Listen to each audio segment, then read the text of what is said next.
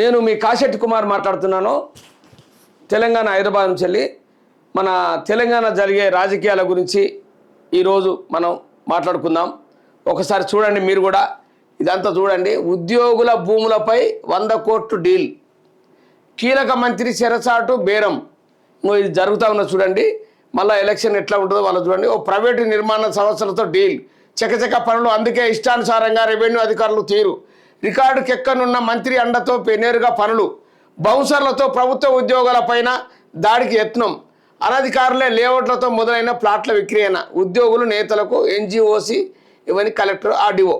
50 లక్షలు ఇచ్చి 54 ఎకరాల ఇనాం భూములు రియాల్టర్ల గాలం, 40 ఎకరాల వక్ భూములను కబలించే కుట్ర. ఇవన్నీ కాంగ్రెస్ గవర్నమెంట్ జరుగుతూ ఉంటాయి. మీరు కూడా చూడండి. అది ఎక్కడ చూసినా కూడా వాళ్ళ గవర్నమెంట్లే ఎక్కువ జరుగుతాయి.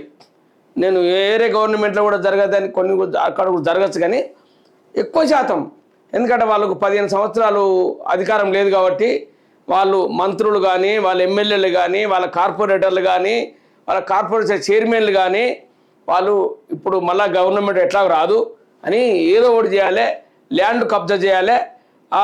ఇప్పుడు ఎక్కువ రెవెన్యూలో డబ్బులు వస్తాయి వాళ్ళకు.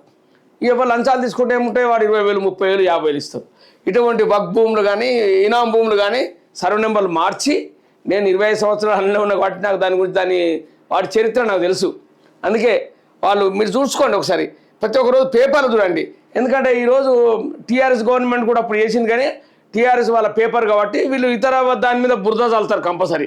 ఇతర ప్రతి ఒక్క ఏ పార్టీ అయినా కూడా అధికారం ఉన్న పార్టీని గెలుపుతూ ఉంటారు వీళ్ళు. వాళ్ళు దేనికోసం అంటే వీళ్ళు అందరు తప్పులు చేసిన వీళ్ళు కూడా 100 తప్పులు చేస్తేనే ఓడిపోయారు మొన్న. మళ్ళా వాళ్ళ తప్పులను వీళ్ళు వెతుకుతుంటారు. అందుకే చూడండి మీరు, గవర్నమెంటు ఎవరు ఏం చేసేది, ఏం కథ చేసేది వాళ్ళకి తెలుస్తుంది.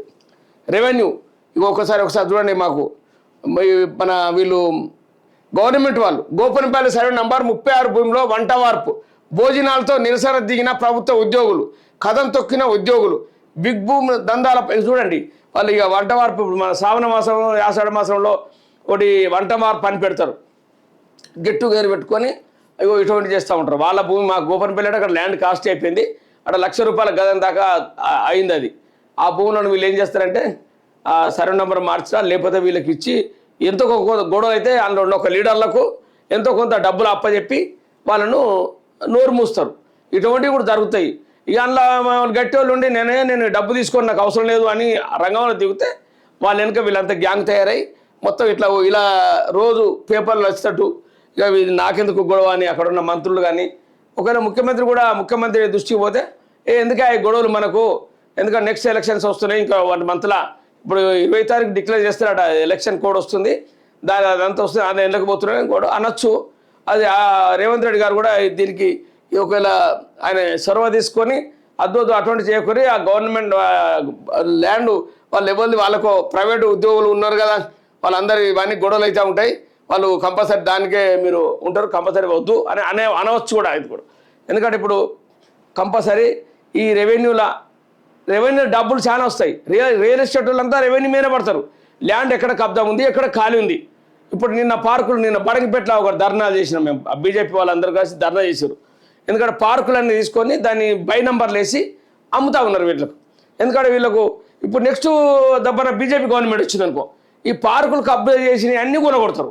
ఇప్పుడు హైడ్రా వచ్చింది కదా, చెరువులు ఎట్లా దిగుతుండో అట్లా అవుతుంది. అంటే అది పాపం కొన్న వాళ్ళకు నష్టం అవుతుంది. అందుకే ప్రజలు ఎవరైనా కూడా పార్క్ స్థలాలు కానీ 1980లో 85లో ఉన్న భూములు ఆ లేఅవుట్ తీసుకొని, ఆ పాత లేఅవుట్ తీసుకొని క్లియర్ ఉన్న ప్లాట్లు కొనుక్కోవాలి. ఎందుకంటే పార్కును బై నంబర్లు వేసాం అనుకో, అది పార్కు బై నంబర్లు ఎత్తే మన పార్క్ అనిపిస్తుంది. లేకపోతే పెద్ద ప్లాట్లు ఉంటుంది అనుకో, 500 గదాల ప్లాట్ ఉంటుంది, దాన్ని బై నంబర్లు వేసి రీచింగ్ చేస్తారు, 200 అట్లా కూడా ఏం కాదు. కానీ ఆ పార్క్ పక్క పొట్టు ఉన్న ల్యాండ్స్ ఉంటాయి చూడు, వీటికి ఇబ్బంది అవుతుంది. వాళ్ళు కూలగొట్టచ్చు, గవర్నమెంట్ జీవో తీసుకొస్తారు. మళ్ళీ ఈ జీవోలు ఏముంది, ముఖ్యమంత్రి చేతుల్లోనే ఉంటుంది దగ్గర. ఆల్మోస్ట్ మంత్రులు కూడా వాళ్ళు ముఖ్యమంత్రి కుమ్ముకైతారు. పెద్దది 500, 1000 కోట్లు, 200 కోట్లు ఇట్లా అయితేనో ముఖ్యమంత్రి డీల్ చేస్తారు. ఇక చిన్నది 50 లక్షలు, 60 లక్షలు, కోటి ఇటువంటిది ఈ కార్పొరేటర్లు, ఇక్కడ ఎమ్మెల్యేలు, మంత్రులు వీళ్ళు కలిసి నీకింత నాకింత అని చేసుకుంటారు. ఎందుకంటే నేను ఇప్పుడు రియల్ ఎస్టేట్లో ఉన్నా కాబట్టి దాని గురించి నాకు తెలుసు మొత్తం. నేను 25 years అవుతుంది. అయితే వీళ్ళు ప్రతి ఒక్కటి నాకు భూములు ఎన్ని ఉన్నాయి, ఇప్పుడు మనం గజాలు ఎన్ని ఉన్నాయి అవి దాని లెక్కనే వీళ్ళు చూసుకుంటూ ఉంటారు. ఇప్పుడు డీలు కార్పొరేటర్ ఉన్నాడు, ఆయన చైర్మన్ ఉన్నాడు, కమిషనర్ ఉన్నాడు, వీళ్ళంతా ఒకటవుతారు. నీకు గింత నాకు గింత పంచుకుంటున్నట్టు ఇట్లా జరుగుతుంది. ఒకసారి చూడండి అది మీరు కూడా. ఇవన్నీ ఇటువంటి పేపర్లలో రోజు రాస్తే ఇప్పుడు మున్పట్లే కాదు, ఇప్పుడు కంపల్సరీ పేపర్లలో వస్తుంది. ఇట్లా సెల్ ఫోన్ ఆన్ చేయగానే సెల్ ఫోన్లో వస్తూ ఉన్నది ప్రతి ఒక్కటి. ఎందుకంటే గవర్నమెంట్కు బదనాం చేస్తాను కూడా వీళ్ళు చేస్తారు. కానీ ఇది ఎంతవరకు నిజమో వాళ్ళు తెలుసుకొని చెప్తే గవర్నమెంట్ వాళ్ళు ఉన్నారుగా, వీళ్ళు ఈ ల్యాండ్ కాడ మన గంట వరపు కాడ వాళ్ళు దాన్ని డిసైడ్ చేస్తారు, వాళ్ళు చేస్తారు అది. అందుకే మీరు అందరూ జాగ్రత్త ఉండాలి. గవర్నమెంట్ భూములు కానీ ప్రైవేట్ ఆస్తులు కానీ పార్క్ స్థలాలు కానీ మీరు దాన్ని జోలుకుపోవద్దు. పోతే గవర్నమెంట్కి ఇబ్బంది అవుతుంది, నెక్స్ట్ ఎలక్షన్లలో మీకు ఇబ్బంది అవుతుందని నేను కోరుకుంటున్నాను. జై హింద్, జై తెలంగాణ.